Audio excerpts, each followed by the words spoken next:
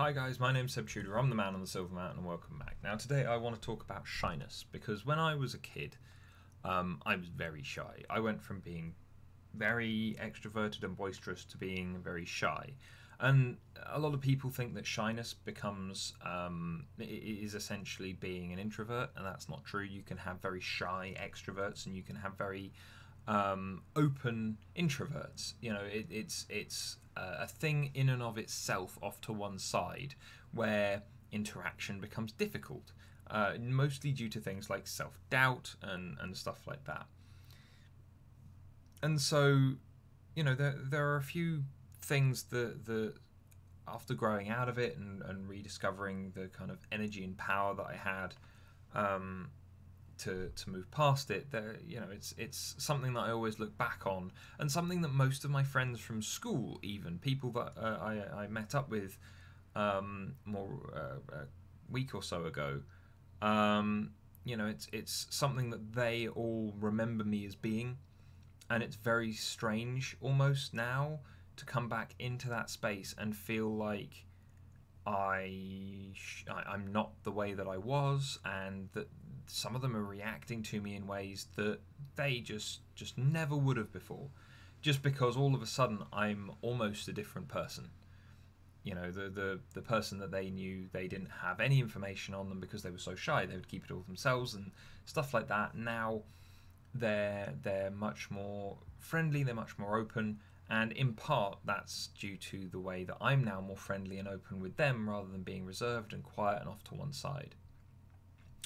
So, you know, I've got a list of points here, and let's just go through them. Now, the first thing is something that I had to stop doing, because, and this is more I had to stop doing to myself rather than other people, but it applies to both because it's all convincing yourself of something, and that is, you label yourself as shy. If you are described as it, then, you know, if it sounds right to you, then you take it on board, you internalize it, it becomes a limiting belief, and you don't, you know, it's very hard to step outside of that afterwards. So don't tell other people that you're shy. There's no need to advertise all of that, because the more you tell other people, the more they'll say it back, the more you become convinced. But also, don't go around labeling yourself. You know, don't be telling yourself in your head that, oh, well, you're shy, so you'll never manage this. Oh, you're shy, so talking to those people will be really difficult.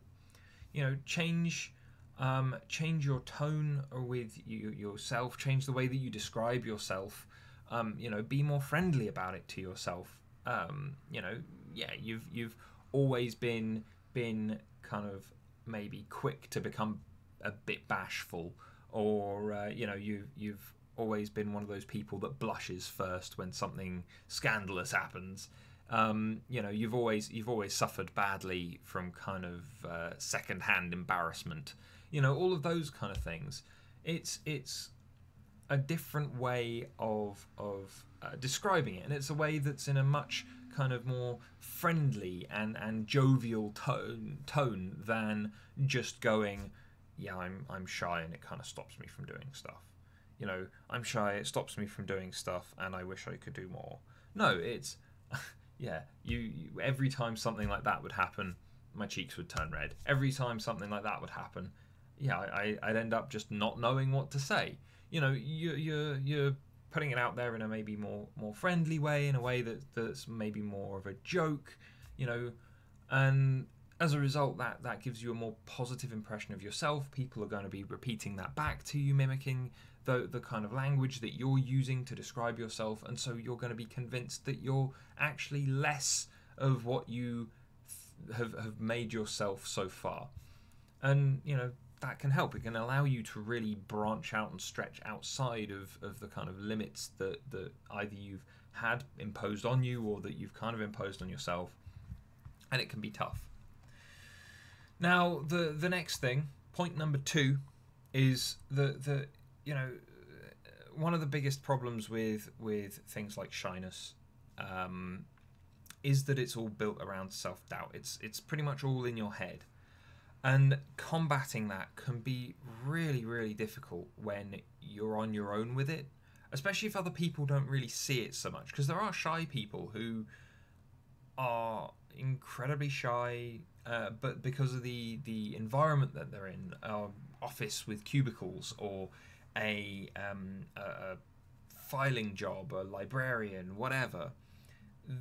As a result, because of the limited interactions in that space, because of the other things that they're having to do to keep themselves busy every day, people, they might be a little quiet, but they wouldn't just go, "Oh, you're shy," you're recoiling from those interactions. And so as a result, there's a lot that's just sat inside the head of a shy person. And there are a couple of things that we can kind of try and do about that. One of them is actually knowing your strengths, knowing where you are good at things, or where you've been able to deal with stuff, and kind of thinking around how you can apply that to other stuff. I've been able to stand up in front of 400-500 people, or some of which have been very angry, and I've been able to give speeches, I've been able to win people over, I've been able to talk people down. And so as a result, when it came to doing YouTube, as much as it was more jarring, it was a case of me going, yeah, well, I'm able to talk to people. I'm able to talk to large groups of people. I'm able to negotiate and talk through things in a way that usually ends up with a positive result. There are some things I'll need to get over, but this is what I can do this. It's I've taken past experience, past success, past strength, and seen a similar situation and how I can reuse that strength. Because once you've got strength, internally anyway, you don't tend to lose it. It's there. No one can rip your past away from you as much as comic book heroes and various action movies would like to say otherwise. There are certain problems and medical conditions that cause memory and things like that to deteriorate. But this is why, leave yourself a list of your strengths, how you're awesome. Do more stuff like that. The other thing is, knowing your strengths is all very well and good, but it's no good if you don't use them. So, that self-sabotaging little voice in the back of your head that's like, yeah, but you suck. And you stop. Just because it starts saying things in the back of your head, saying you're not good enough, suggesting how people react, all that kind of thing. That if you've got the strengths, use them. You can show yourself with evidence that you have those strengths. But until you try something new with them, you've got no evidence to suggest whether or not what that little voice in the back of your head is saying is going to be true. So don't let it whisper to you. Unless it's got proper evidence, tangible, solid evidence, don't listen to it at all. The next one is kind of an interesting point, and this is one that I used to do. And I've been thinking about it more recently as well, after seeing older friends, people that I've known for 15, 20 years. Seeing them again more recently, there have been a few of these thoughts in my head. And one of the things that, we need to watch other people. We need to kind of take on board that we're not alone in all of this. And you can, if you actually have a big moment and look at yourself, and you see your insecurities, you see your strengths, you see the things that worry you, you see all these little tells about what those things are and how those things play into your day in the way that you stand, the way that you do things. And then you can look around and you can see all of those things in other people. Now, you don't need to be kind of profiler levels of observation and breaking people down and all the rest of it. That was a thing that I used to do when I was a kid, and I actually feel that made me worse until I had the proper labels and the confidence to apply that knowledge to something in a constructive way. Seeing how everybody was overwhelmed meant that there was no one that was underwhelmed, no one that was confident and capable, and that terrified me. Now, though, I see it much more as everyone has something that they're suffering from. Everybody has something that they're having trouble with. Everyone's going to be hard on themselves about something. And so the thing to keep in mind is that if everybody is, then that means that we can all support each other. It just needs a little bit of communication, a little bit of looking out for each other first. And then the last thing that I'd say on this, which I think is number 4 or 5, I've actually lost count in my head, and all of these are notes that I've made are bullet pointed because I didn't think of doing this as a proper list until just now. But the last thing is, you know, you can only get so far with winging it. You know, feeling the fear and doing it anyway has its finite limit. You know, because sometimes there will be things that you run up against, and because of other conflicting personality traits, other things that you have in terms of skills, just uncertainty, because it's not a strength, but it's also not a weakness. So now what do? Make a list, break it down, have a plan for how you're going to continue to develop. As you know, there are people like me out there, coaches that will come and help you with this. But also, you know, you can do this by yourself by kind of naming the things that worry you and kind of breaking them down into smaller and smaller pieces until you've got a set of actions that you can take to get over them or to move past them, to mitigate the effect that they're having on you.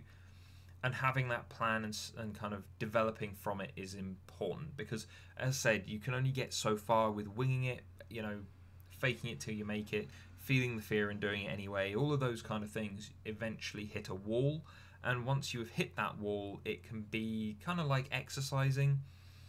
You know, you hit that plateau and you still want to lose that little bit extra, or you still want to do those other things.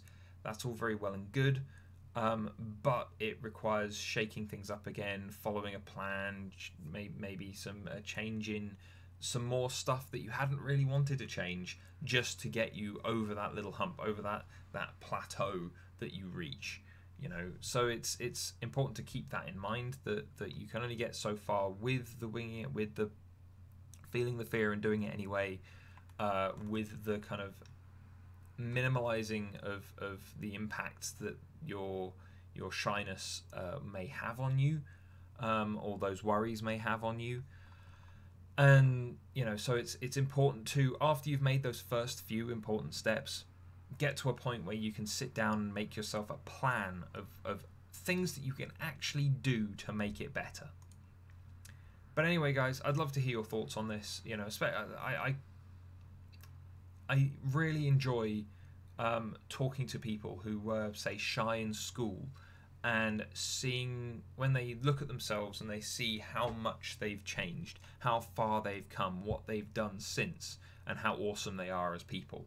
You know, I love seeing that. And so if you guys were like me and you were very shy, very kind of removed and kind of halting and faltering in social situations in school or college or something like that, and now you've grown beyond it, I'd love to hear your stories, guys, as well. But anyway, thank you very much for watching, and I will see you in the video later. Take care. Thank you very much for watching, guys. If you enjoyed this video or found it interesting, then please drop us a like, share this video, and subscribe for more. And I'll see you in the video tomorrow. Take care.